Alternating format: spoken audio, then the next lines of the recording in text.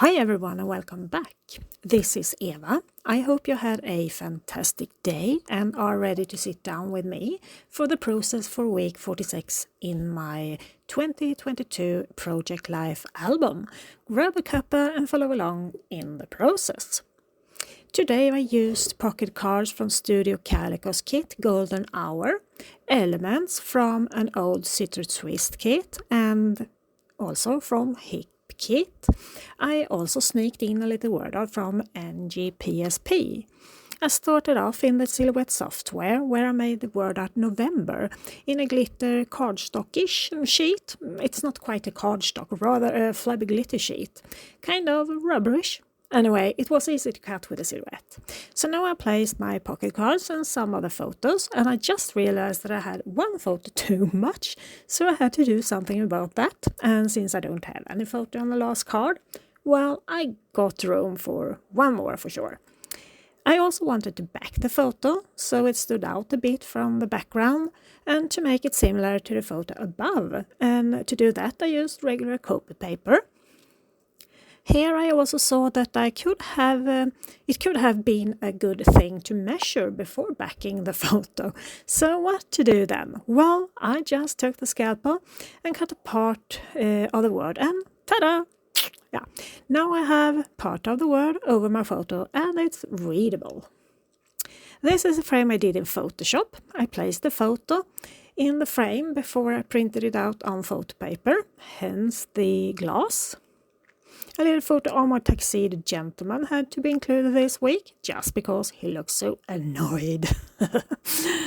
I really love the look of Instax frames, but since I don't have such a camera, I simplify it by making the frames in Photoshop and print the photos in Instax format. This particular frame is actually from an old hip kit. I just modified the frame a bit in Photoshop and printed it on photo paper. Here we have my word art piece, which, of course, I managed to tear when removing it from the cutting mat. I do really hate my shaky hand sometimes. Luckily, it doesn't show much when playing the video faster than normal. Here we're talking of taking great advantage of technology.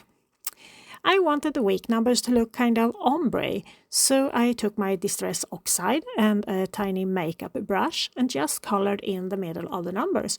You can see it much better in real life than here. For the word week, I used my clear stamps from Citrus Twist together with the same Distress Oxide pad I used to the numbers. I know I should use my Misty when I stamp, but one can't pull everything out, right? I always manage to smudge when I stamp and it annoys me terribly. Something to learn to another time. To glue the numbers I use a glue pen with ball tip. It works perfect until it clogs in the tip. This tag is from an old scrapbooking kit I got almost 15 years ago, I think. What I have done is scan the tag so now I can use it whenever I want in whatever size I want or need. The spread starts to look really good this far. I just have some tiny items left to glue down and also date stamping onto the journaling card with the same pink oxide pad as before. Some journaling with a purple pen, not to forget.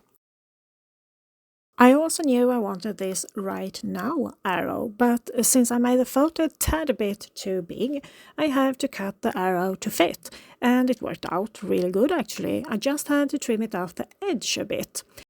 The little word art piece I'm fussy cutting comes from NGPSP and her kit Suna Valentine.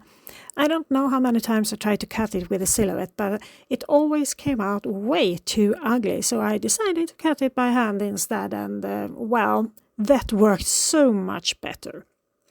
Well, that was it, folks. Another spread to my Project Life album is finished, and I'm happy with the outcome.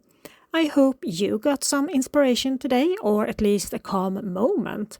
Hope to see you all really soon again, and until next time, take care and craft on. Bye bye, hej då!